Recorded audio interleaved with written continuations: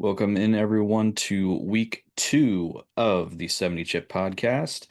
Or 70 Chip cast rather. God, I can't even get our own name right, Ben. Jeez, oh flips.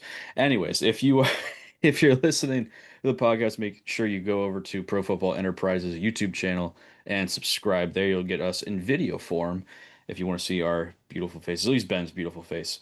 For our video audience, our YouTube audience, if you are seeing me twice, this is a technical difficulty, or it could be your worst nightmare depending on how you look at things. But either way, week 2, make sure you like, comment, and subscribe if you're here on the YouTube side of things.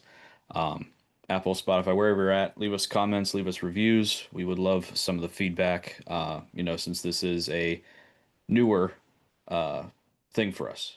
So we would love some feedback. Let us know your thoughts on week 1 too, because we're about to give you ours, and we're also going to preview week 2 against the Green Bay Packers coming up on Thursday Night Football, first one for the season, and we're excited for it. Ben, how are we doing this evening?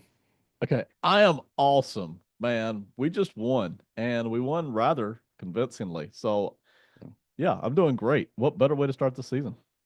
Yeah, with a win. With a win. So let's go ahead and just dive right on in to week 1. A rather At no point in the game, Ben, did I think that we were in trouble. No. Um, there was, that moment. It's like, well, could they tie it up here, or could they get within a score, or within a couple of points when they had the ball when it was they were down 14-6. It's like, yeah, maybe, but our defense just really stepped up and just answered the call, and like they made Russell Wilson look like a first year quarterback, like a rookie. He had less than 50% completion percentage. He just looked all out of sorts. The offensive line was awful. Now, granted, that was probably due to Andrew Thomas not being active, but even if he was, I think that Russell Wilson was going to face a ton of pressure anyway. A lot of standouts in the game. Um, Sloppy. I will say that. It was very sloppy, but a good first win. Your thoughts on the game? Yeah, I've got 6 or 7 notes I'll rattle off here in a second, but I just want to stay on point here. We won the game, and we won it pretty convincingly. The energy was high. I mean, this team came out with high energy. It did not look distracted. It did not look unfocused. It came out with high energy. Then it kept that all through the game. And I mean, I saw that from the team as a whole, and I saw that from individual players. And another thing that I thought that I saw this week was that I didn't see this from all the other NFL teams. This team looked faster and they looked like they've been in the weight room more than I expected. I mean, they looked a little buffed up, all of them, Yeah. upper body, I mean, and they looked a little faster than I expected. So I thought that was really cool. You saw the energy, but it also looked like they put in some off-season work. And I know that's strange to say about a pro team, but when I looked at all the other teams this weekend, I didn't think, gee, they're faster and bigger than I thought they would be. But, Washington looked that way this week. Lots of things to work on. There always are. But for you to come out here week 1, clean house with the Giants team that you know isn't as good as you, but they're still dangerous, that's as good as it gets. That's awesome. Yeah, one of your keys last week, that you talked about when we in last week's episode, you said that they needed to bring energy, and boy, did they bring it. Yeah. You mentioned it. I mean, the defense was flying around. They were aggressive. It led to some, I won't say boneheaded, but it led to some penalties that are caused by aggressive acts on the Right. football field. A couple roughing the passers, a couple personal fouls. When Marshawn Lattimore suplexes Wan'Dale Robinson to the ground, TKO style. I mean, but that's easily fixable. It's not like oh, that was a, mental mistake or anything like that. I mean, other than Marshawn Lattimore suplexing somebody, but even though that's just fun, I'll take the 15 yards unless it's the NFC Championship game, of course. But they brought the energy. I liked the energy. It was all good stuff. Again, sloppy, some procedural stuff on the offensive side of the ball, a couple false starts, a couple holding penalties.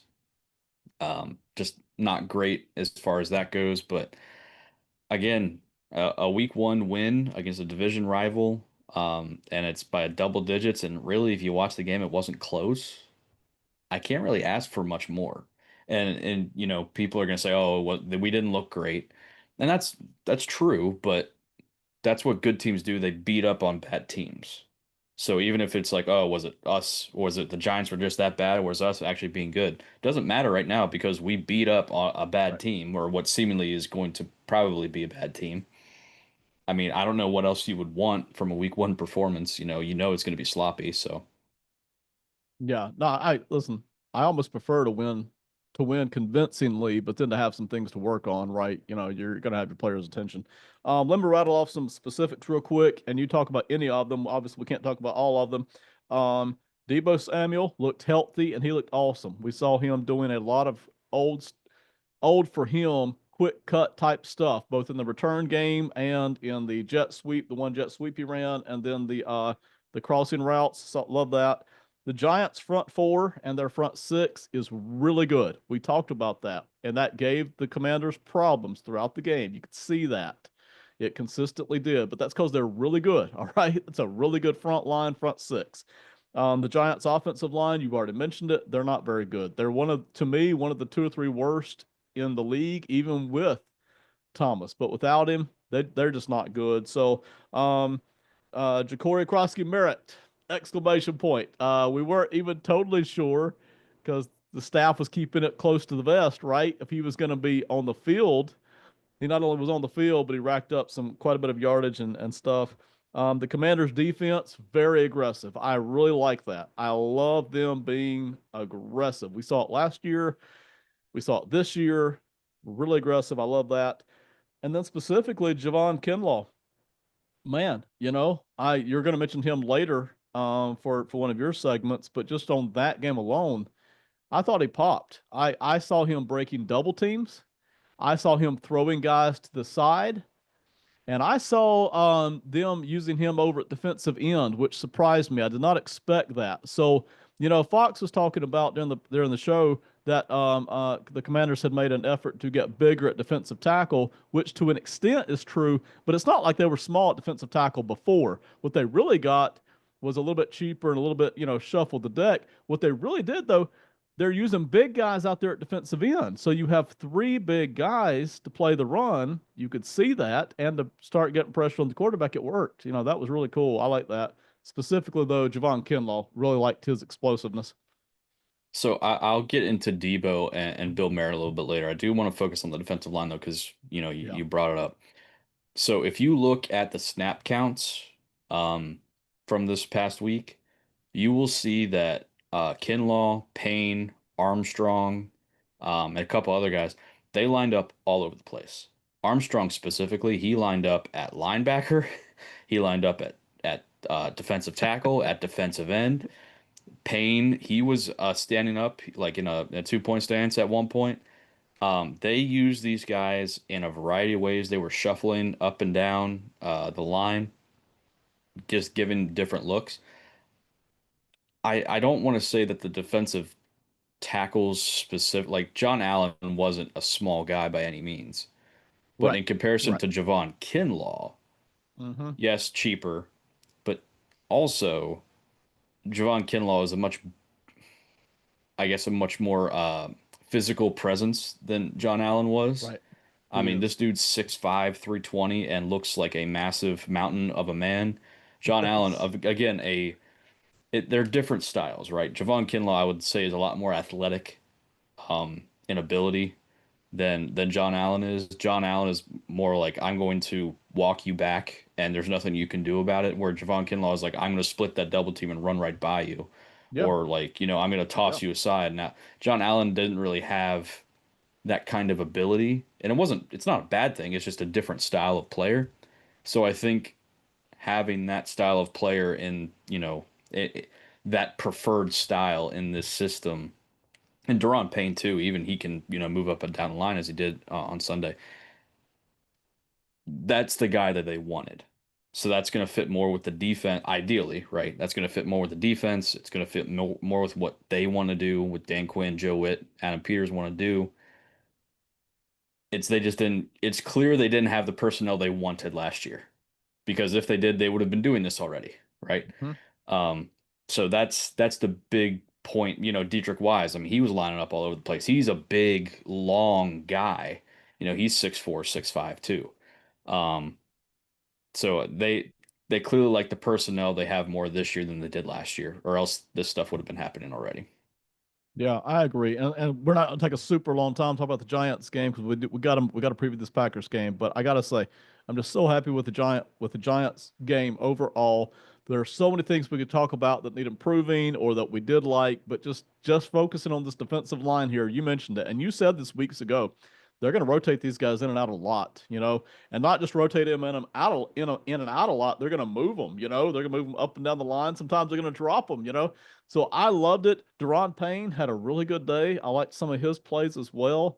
Kinlaw was the one that popped, but you mentioned it. There were 8 guys on this front line, the front four, that had at least 28 snaps, and some of them had 40 and 46 snaps. I mean, they moved them in and out a lot, which, NFL teams do that, but the Commanders specifically did it, and it was very effective. I really was in love with what they did. All right, so before we dive into what the Packers are, what this game's going to be and all that, I got to talk to the audience for a second. If you're worried about Green Bay, okay, we need to change our mindset a little bit here. Okay, Green Bay, good team, contender, has a good quarterback, very much upgraded defense with Micah Parsons. However, we are a contender. If you go back a couple weeks ago when we were doing all these quarterback rankings and stuff, and NFL Top 100 list was coming out, Jane Daniels, arguably best quarterback in the NFC, and most of our fans would agree with you. Okay, so that means he's better than Jordan Love because he's also in the NFC. So we're better at quarterback. We're also a contender. Why should we be worried about going to Green Bay? Green Bay should be worried about us coming to town. So I think some of us are still stuck in that mindset that we shouldn't be here, but we are here, right? So we need to start kind of switching that mindset. I don't think the team is. That's not important. But some of our fans are like, oh, well, we're still not this, we still haven't done that yet, and all that. The only thing we didn't do last year was get to the Super Bowl. We were one game away. We were 60 minutes away from doing that. Okay, so we need to kind of change the mindset here. Yes, is it too early to say that Jane Daniels is going to be the next, big guy or next top guy in the NFL? Is it too early to say like, that we're going to be a dominant dynasty going forward? Yes, absolutely. But based on the expectations, based on what we did last year, based on what we have now, and the way we looked in week one, yes, sloppy. Green Bay should also be worried about us coming into town. Okay, we shouldn't just be worried like, oh crap, we gotta go to Green Bay on a short week.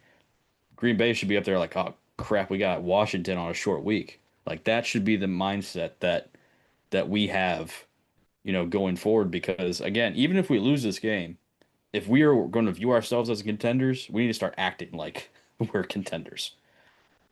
Yeah, I 1,000% agree. And that started last week with playing at home a team that's just not as good as you, and cleaning them up, right? Solidly winning. Now it continues this week where you're going up. Yeah, Green Bay is a contender. And I really do appreciate any fan base that's not full of homerism, right? I mentioned that pre-production that, oh yeah, if you say anything negative about us, then you must not be a fan. I appreciate the fans who aren't homers, but you're 1,000% correct here. Green Bay should be asking themselves, what are we going to do about the Commanders? Yes. Every bit as much as the Commanders are asking, what are we going to do about Green Bay? It's going to be a heck of a game. I expect it to be tight. Both teams have something, at least one thing, that can keep the other side awake at night. Okay. And so that's a real problem for both teams to have to deal with. And now, you know, we know the moment's not going to get too big for this team. We saw it last year, but let's keep the focus and the energy. Let's go to Green Bay. Let's put on a heck of a performance here. Let's fight every play, win or lose. You go through that and you go on. But yeah, you don't have to be scared of Green Bay at all. All right, Ben, your scouting report here. Tell us what you got for Green Bay. Let's walk through it fairly briskly. So over here on the left-hand side, the 24 ranks for the offense. And again, we don't yet have enough data to use 25 numbers, but after 4 weeks we will. So last year, really good offense for the Packers. Not a top five offense, generally speaking, but basically a top 10 offense in almost all the categories, right? You look at their points per game, total yards, you look at the offensive EPA, almost any way you wanted to look at this Green Bay Packers offense last year, it was a top 10 offense. So that that will continue this year, not going to change. Same thing on defense, though. Surprisingly, people weren't exactly sure what this defense would do last year, and it wasn't perfect. But generally speaking, when you looked at the points allowed, the yards allowed, the defensive EPA, is a little more up and down, anywhere from, fourth to 16th. But generally, it was a top 10 defense as well last year, too. One of the very few teams to do that, to be both top 10 in offense and defense. You move over to the right hand side of the screen. This is my opinion of their roster.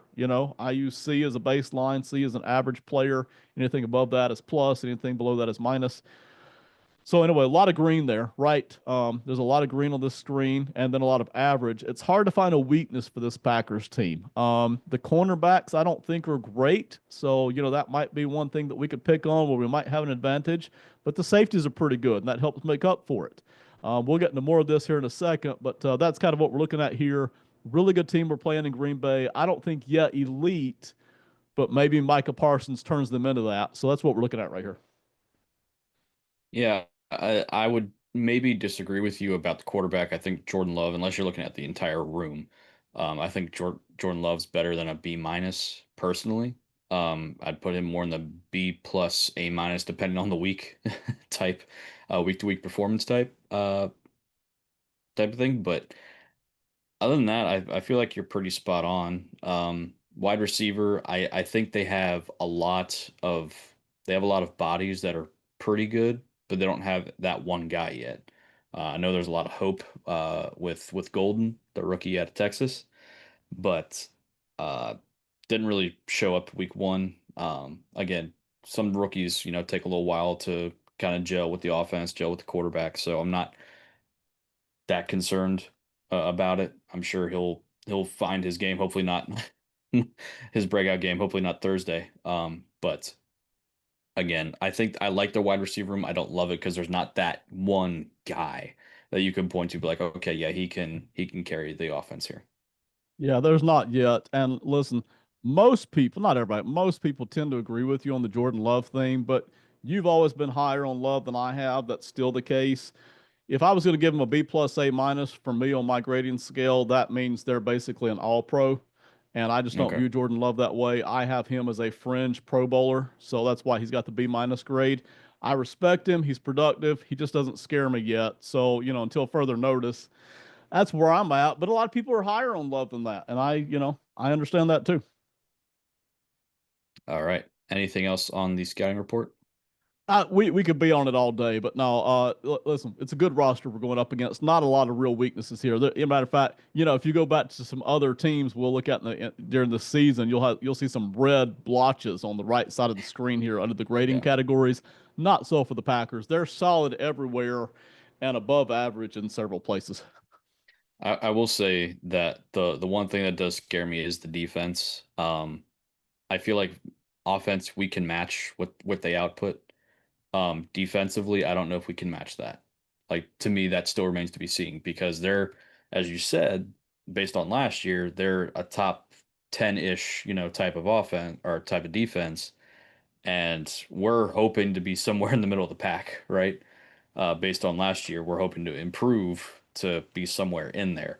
So if it is it going to come down to like, okay, whoever has the ball last, like if it's a one score game, that type deal, like can we keep it that like can we keep up with them offensively if their defense is that imposing as we saw in week one against the Lions?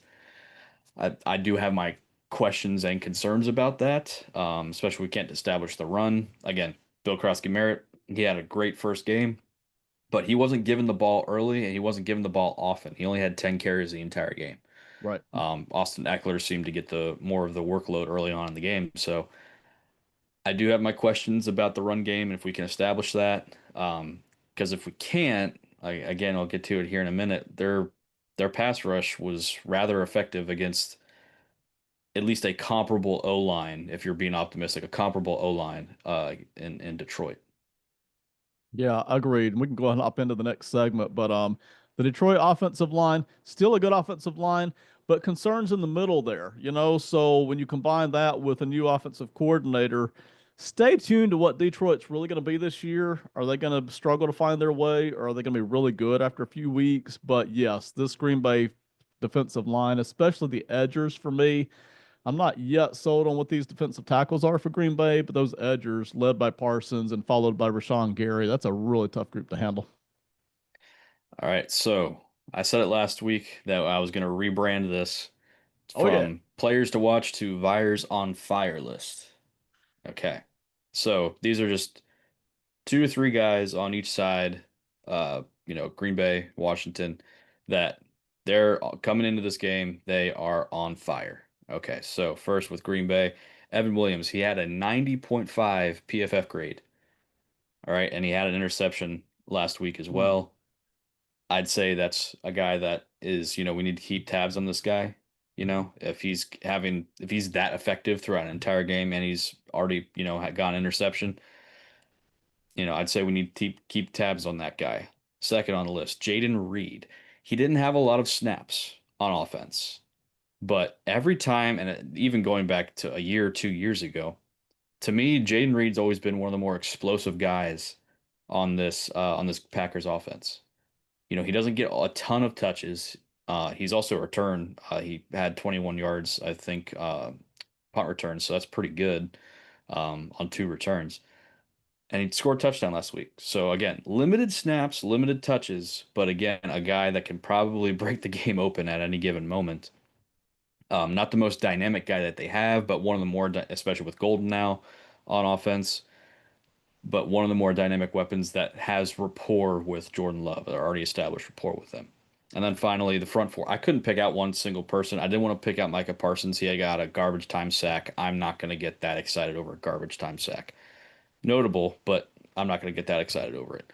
Rashawn Gary, Lucas Van Ness, that whole front four, okay? Combined, they had 4 sacks, 9 quarterback hits. They only allowed 46 rush yards with Jahmyr Gibbs and David Montgomery. I feel like that was pretty notable. 2.1 average yards per carry. And they also had 9 tackle for loss. That's pretty crazy for, especially going up against a division rival that was in the playoffs last year that had, I mean, that's been known. I mean, they had some pieces missing from last year, but was known for their offensive line play. To me, that's a pretty good performance, and again, something to watch for this week for Washington. Yeah, I totally agree. And as usual, I won't hit on all three of those, but let me talk about that front four for Green Bay. And to me, really, it's the edgers. Um, you mentioned them: Parsons, Gary, Van Ness, wherever they want to line him up at. And again, there's lots of different ways you can line up Van Ness, right? Those are the guys that are creating the problem.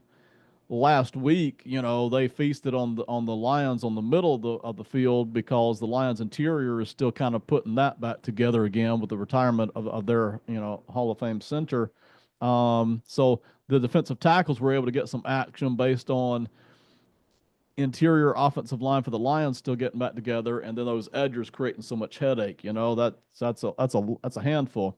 I don't feel like the Commanders are quite as susceptible in the middle right now. We'll talk about that here in a minute. But these front four, especially Parsons, he's creating all the headaches. Gary on his own can get to the quarterback when he's healthy.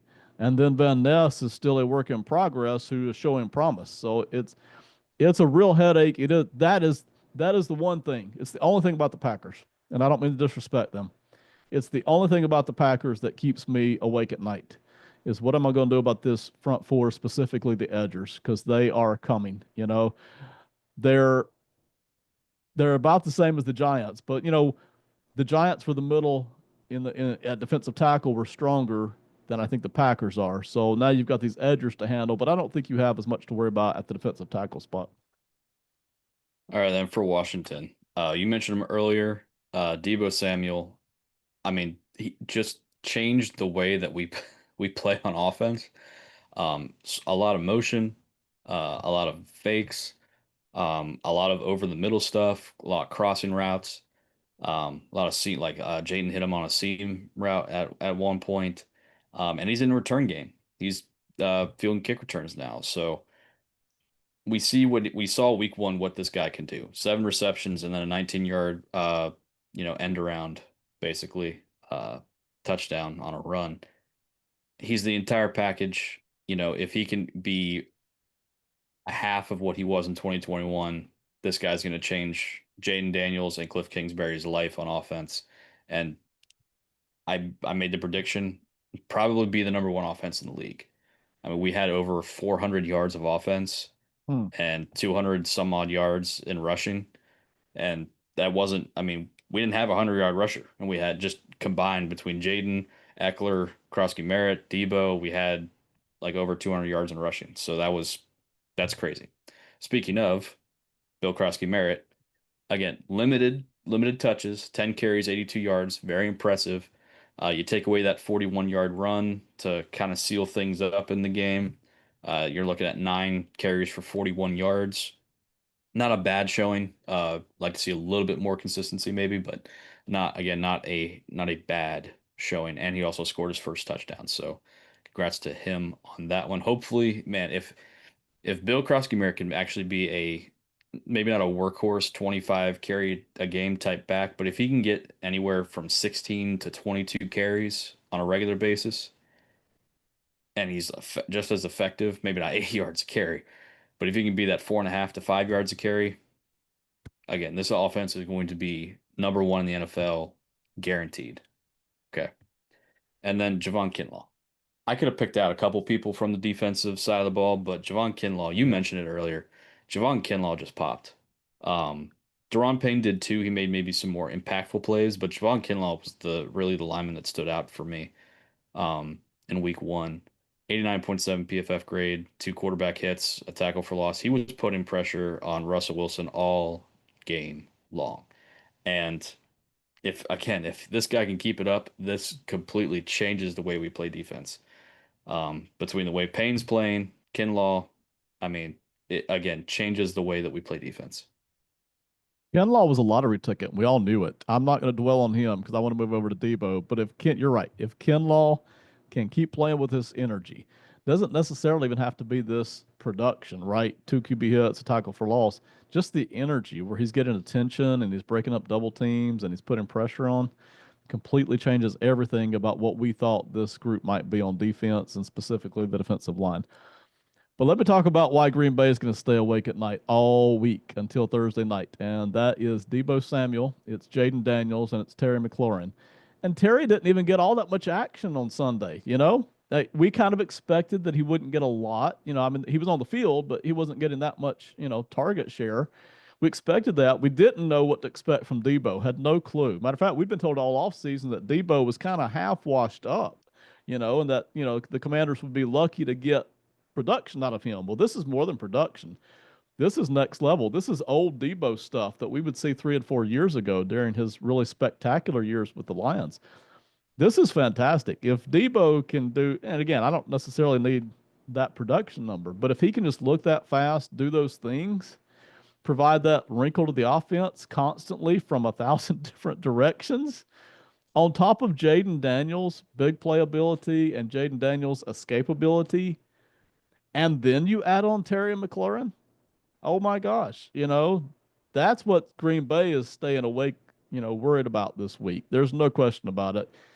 You even mentioned last week, out of all the players on the field, if Debo could step up, that would be the one we were most excited about. Well, it happened. He looks healthy. He looks like he can cut. That was always the big question, right? Can he still cut?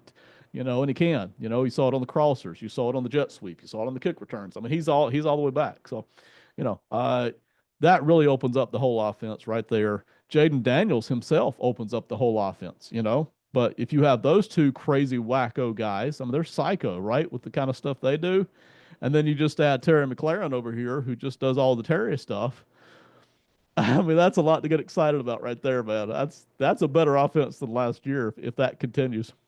And the thing about it is, Jaden didn't make this list because he really didn't have that great of a game.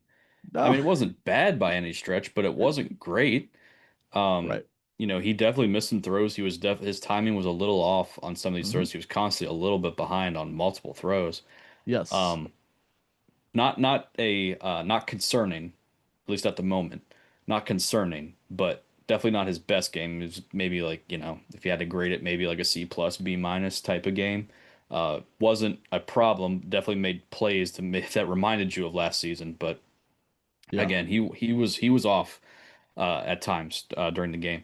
So if he can get on track, and then you have this same production from Debo and Terry steps up, oh my God! Like I said, I don't know how this wouldn't be the number one offense in the league. I'm struggling to figure out how it would not be. Well, the only way it would not be is if Baltimore and Buffalo keep giving up and scoring points the way they Yeah, did Sunday night. yeah, I mean, yeah. other than that, right? I mean, this Washington offense, Green Bay is legit worried about this Washington offense showing up because Terry barely did much last week, right? And we Yeah. expected that. They're legit worried. And listen, it's going to be a heck of a game. It'll be tight. I think it'll be close all the way down to the end.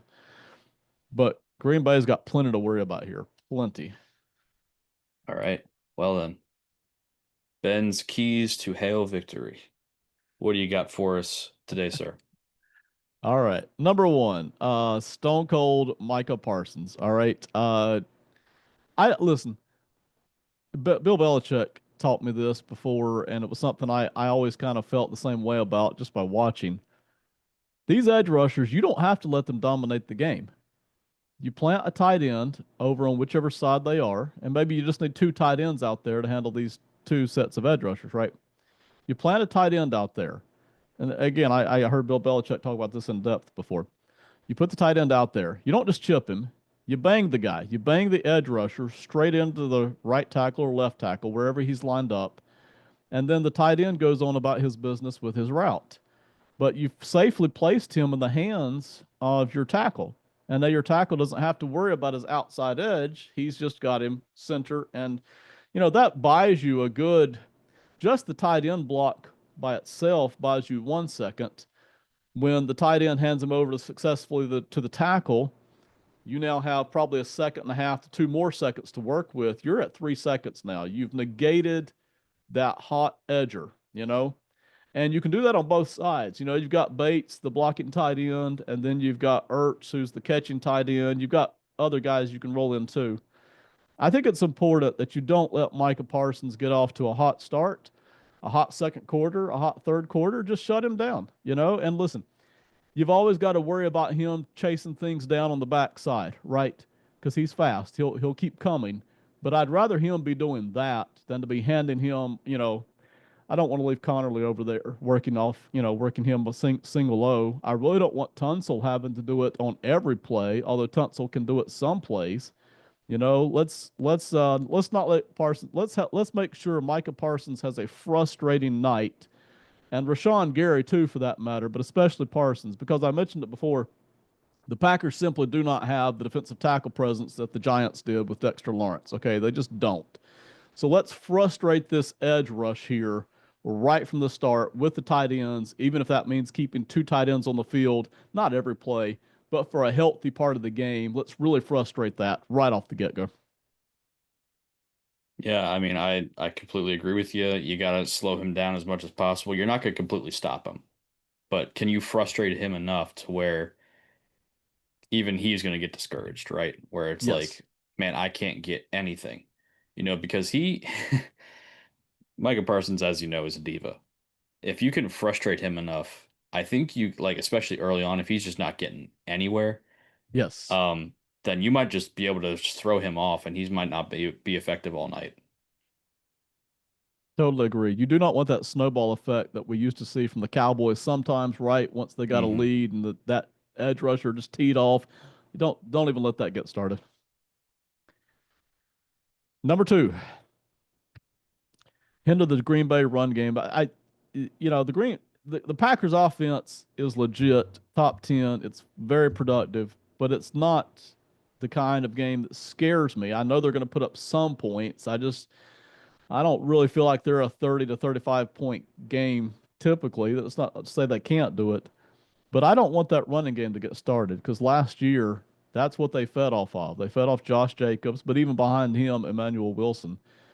And then they fed off of play action. And Jordan Love's a dangerous quarterback, period. But Jordan Love is much more effective when the running game is going and when he can play action and when he can kind of pick and choose his spots, and he's not under that pressure. I want to completely take away this run game. I want to hinder that. I say take it away. Let's just hinder it. Let's not get it up around 4 to 6 yards a carry. Let's get it around 3.5 yards a carry. Let's really make sure we're focused on that. Let's make Jordan Love and this group of receivers beat us instead of this run game. And again, I'm not talking about selling out to stop the run, but let's make sure Josh Jacobs doesn't get off to a big start here. And I expect the Commanders to be able to somewhat successfully do that, is really what I expect. Yeah, I mean, this is where, even though the Packers may not have the best O line in the NFL, they have a good enough offensive line and a good enough run game to where, okay, was last week fool's gold, or are we for real a good defensive front that can stop the run? Um, this is an early test to see if that is in fact true. Did we improve our run defense? Now, based on last year, okay, instead of giving up maybe 180 yards, can we give up 120, 140 maybe? Right. Like, again, that's a lot of rushing Right. yards, but can we Mm-hmm. start to get that number down? And yeah, Josh Jacobs, he might have a big game, but can we not let him take over, basically? Can we limit that at least? We know he's going to get his at some point, right? Yeah, he has nine. I think he continued the streak last week. He has 9 straight games with a touchdown. Probably going to be 10. Let's just be honest. Green Bay Packers, they're going to score in this game. They're not going to get 0 points. Right. Right. So, but can we eliminate him from taking over the game? Like, he's going to be effective, but can we limit that? Just as you were saying, I'm thinking we can to a point. I don't know if we can completely shut it down. Yeah, I agree. I would love to just get that. Anytime I'm facing a good running game, I don't, I say I don't mind. I don't want to give up a 50-yard carry, but if it happens at some point, I'll live with it. What I don't want is to give up 5, 6, 8 yard chunks consistently. I want to stop all of that nonsense. Let's not let that foolishness keep going, play in and play out. And then Jordan Love gets to work with 2nd and 5 and 3rd and 2s. I do not want that to happen. I want to shut down this run game early as much as I can, really hinder that. And now Jordan Love's got to go with, 2nd and 8, 2nd and 7, and then he's got to go with 3rd and 5. It really starts to limit the playbook. It starts to open up what the defense can do. I really want to hinder that as much as we can here. And I feel like the Commanders can do that. We'll see if they actually do. There's lots of different ways to attack, but I would really love to do that.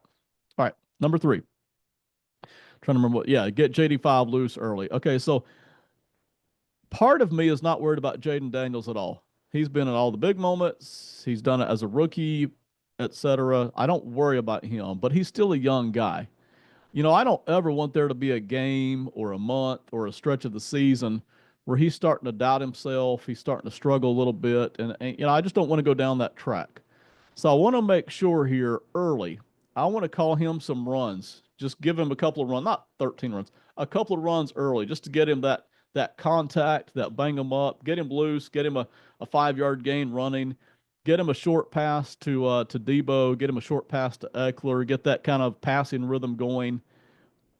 I don't want him just standing there trying to find open guys at 15 to 20 yards with this edge rush coming. Let's further frustrate that right there. Let's just get him in rhythm early, pick up a first down. I know it's easy to say and hard to do, but this is what I would love to see. All right, if you got to strike to Terry, take it. But in general, let's give him some runs. Let's get him into the game flow. Let's get him some real nice short completions. Just get him into game flow. Let's get that loose early. Just get him going. I know he can win late, close. We've seen it. But again, this is part of growing up as a franchise. I'd rather just win this game in the first quarter, right? And we're not going to, but I'd rather get the lead here. Let's get him rolling. Let's get the lead. Let's start playing with the lead here in Green Bay. That would help a lot. So that's what I'm looking for there. Yeah, I mean, if you can get him into an early rhythm, then you can just play off of that, right? Like, then you can start mixing in some more runs. You can mix in some more read options. You can take a shot to Terry deep, or we can get a shot to Jalen Lane. Let's get him. Yes. He's your rookie speed guy. Let's get Yes. him somehow involved in this. So if you're focused on Terry and Debo, okay, here comes this, speedy, scrappy rookie. Like, let's see what he can do, right? Because you were questioning Green Bay secondary. Can you Mhm. get him in an early rhythm with just some short stuff? Maybe then you mix in some intermediate stuff, mix in that run game, mix in the read option. Green Bay hopefully is going to have their hands full with who to pay attention to, right? Right. Um, so obviously that's ideal. That would be one of the keys to keeping, one thing I will add to that is there was a point in the game where the Giants were just dominating time of possession. Now they weren't really doing much with when they had the ball. They weren't doing much with it. But they had at some point in the game they were dominating time of possession, even though they were losing. I want us to try to go on some longer sustained drives. Okay. I'm not saying we need like a 15 play drive that lasts for 7, 8 minutes, but can we get a couple like 4, 5, 6 minute drives in? You know, because that's going to take up a good chunk of time. It's going to keep Green Bay's defense on the field for longer. And, if we capitalize on those drives, it's going to put the pressure back on Green Bay. Say, okay, if they're going to be doing this all game long, then we got to start, keeping up with these guys. We're only going to have so many opportunities. We did that last year a good bit. I'd like to see us do that starting this week. Yeah, I agree, and I didn't include it in one of my 3 points because again, I wanted to keep it to three. But after that, I'm with you, right up there with it. Some sustained drives. If the running game itself isn't working with Eckler and McCroskey, I Merritt. forgot his name. Yeah, thank you, McCroskey. If that's not working, then just switch over to the bubble screens, the running back screens, the end screens. Just switch over to that. It's another way to just get short gains. You're looking for ways to move the football and pick up first downs. And sometimes the Commanders' offense just scores so quick, right? And Jaden Daniels just gets on fire. And then other times it's like three and out. So you would like, as part of this growing up process, right? They're already good, but we want them to grow up and sustain that. Part of that is longer drives that you'd love to see where you're in control. You're mixing, matching. The OC's got his finger on the buttons just right. You're blending in some run game along with all this talent that we're talking about, in the skill positions and with Jaden Daniels. That eventually that's going to be real important, and whether that's going to happen this week or not, I don't know. But eventually, if you want to consistently be with the big boys, you're going to have to be able to do some of that sometimes. All right, Ben, do you have a final prediction for this game? I do. I'm almost a little ashamed to say it, man. All right. I decided real quick. This was a close, tight game. It was a 1 point game, not just a one Ooh, score game. I've got it as a 1 point game. Okay. But I've got the Packers winning here by a tight one. I yeah. think I think it's going to be points on the board is what I'm thinking. I think it's 31-30, Packers by a point. So that's where I went. I really do feel like either team can win this game. Both teams give problems. Should be a high level of excitement. But it is in Green Bay, and Green Bay is pretty good. They ain't got no weaknesses majorly, right? I mean, defensive tackle's a little shallow, cornerback's a little shallow, offensive line's solid but not great, right? But still, there's no major blemishes on this team. And Micah Parsons is here joining the ship too. So give me the Packers by a point, and I apologize to our fans for saying it, but that's where I'm at this week. Hey, look, I predicted the Commanders to go 10-7 this year. Yeah, That means there's going to be 7 losses. If I'm right, then there's going to be 7 losses in here somewhere. Unfortunately, I'm going to agree with you. I think the Packers take this one in a close one. I'm going to say this is a bit of a shootout. I'm going to say 34-31. The Packers take this one. I think that although the defense has been improved, I don't know that the run game is gonna be a problem. I think Jordan Love and these receivers, again, the Packers present a different type of problem. They don't have any one guy that they can focus on, but that's a problem for a secondary. It's like, okay, well, who do we shut down? Because, Right. okay, you got this new guy, Golden, you got to look after. You got to look at after Dontavian Wicks. You got to look after Jaden Reed, Tucker Kraft. I mean, you got Josh Jacobs still. I mean, he's not a big receiving threat, but still, you got to worry about him. So there's several pieces here on the Green Bay offense where none of them are standout guys, but you have to properly manage, like, okay, who do we focus on? And I think that's going to present a challenge for still a new defense, still a new secondary. That I mean, they've played together sometimes, but it's still a new group, okay? And they still need time to gel, to adjust, to, get the communication down, all that. And I think it's going to be a high scoring affair, 34-31. I got Green Bay winning it. I did too. You make a great point about the Packers wide receivers. It's not a secret to anybody, but you make a great point. The Packers wide receiver room reminds me a little bit of the Commanders' defensive line room. A lot of guys rotate them in and out. They each do something a little different. Everybody stays fresh. It's hard to pinpoint one guy. And when you put that in the hands of a coordinator, in Green Bay's case, I guess it's LaFleur, who I really trust on the offensive side. I think he does a fantastic job. In the Commanders' case, it's Quinn really who's calling all the shots over there on the defensive side. When you give all that flexibility, again, would you love to have a Micah Parsons or holding down the group? Sure, but when you give all that flexibility to those rooms, boy, a good coordinator can be very dangerous with that. So yeah, totally agree. That's not going to be easy to pinpoint one guy. We didn't talk about him much. I was fairly happy with what the Commanders did in the secondary last week against the Giants, and Yeah. specifically Malik Neighbors. Malik Neighbors got his right. He Yeah, he's really good in case anybody hasn't noticed. But he had to Yeah. fight for all of it.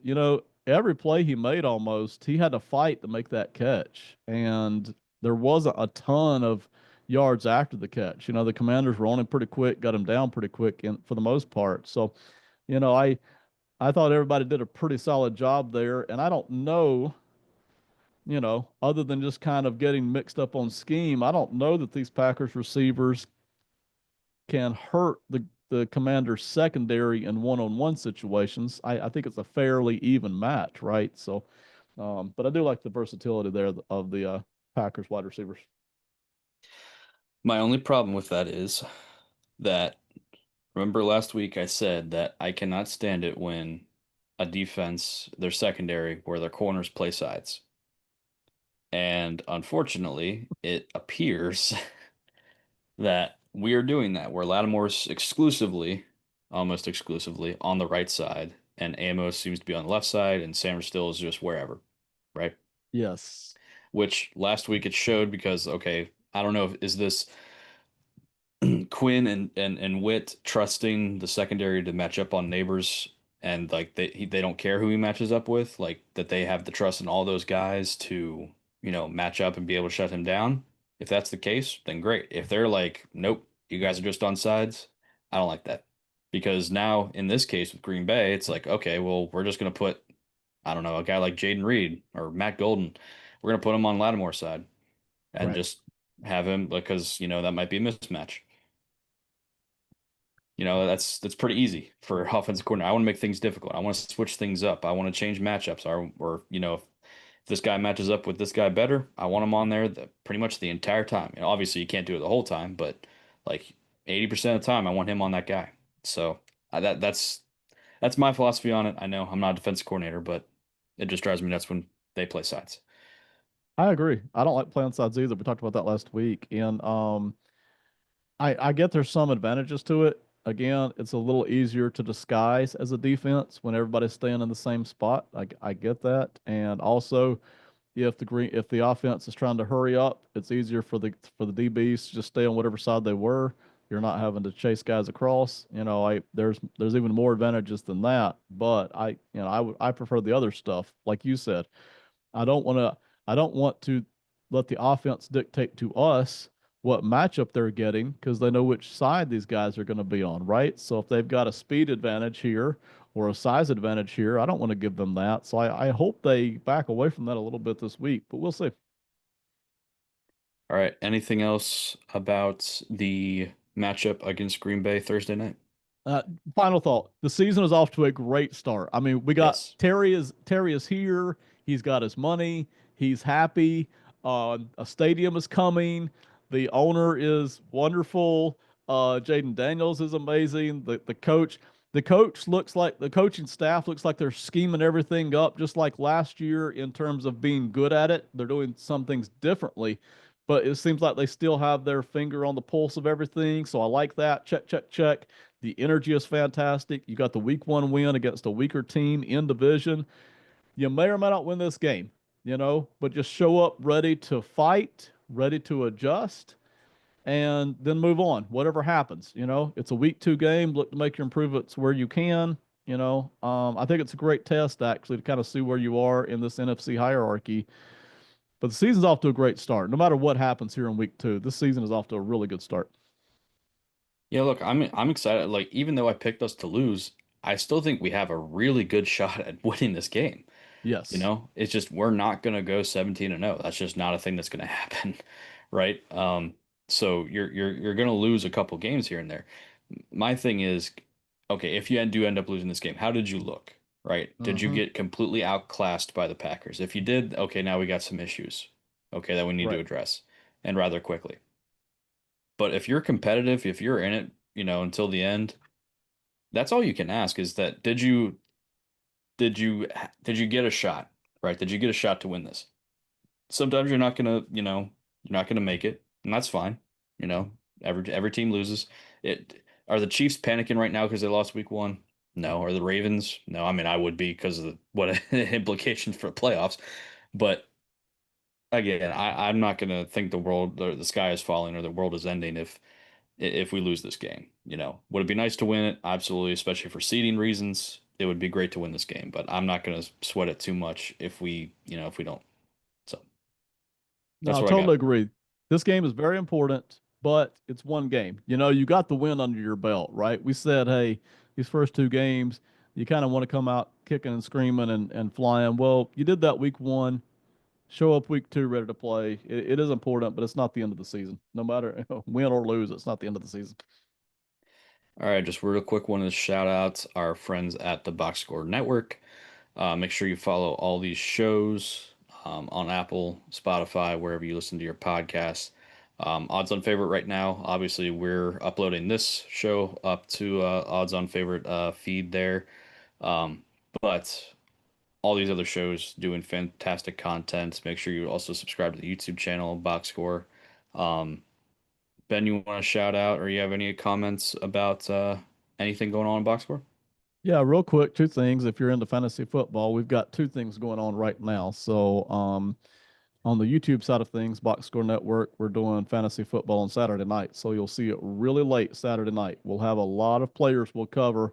Not quite start them or sit them, but very close to that. Cover a lot of players in a very short amount of time. And then two peas on a pod coming out, I think Tuesdays or maybe Wednesday mornings, one or the other, depending on the record time. They're doing some fantasy football stuff as well. So you want to check that out, if you're getting your fantasy football team ready as well. I need to confirm this with Simon, but on Simon and Friends podcast, we've done this past couple of years where I come on and after week two, we just talk about overreactions. It's like, Yes. oh, like we just give we based on 2 weeks of games of information, we make our proclamations about the entire season, and they're usually hilariously wrong by the time season's end. But I think we're going to be doing that next week. I need to confirm with him after I get done recording here, but take a look out for that as well. I'll shout it out next week if that is in fact scheduled, but just again, keep an eye out for that. And again, Box Score Network YouTube channel, Box Score Network. Please go subscribe after you're done subscribing to this channel here, Pro Football Enterprises.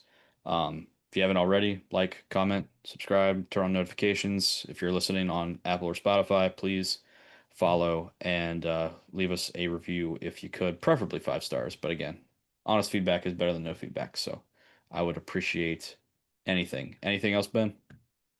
Y'all enjoy the game. Have a great one, everybody.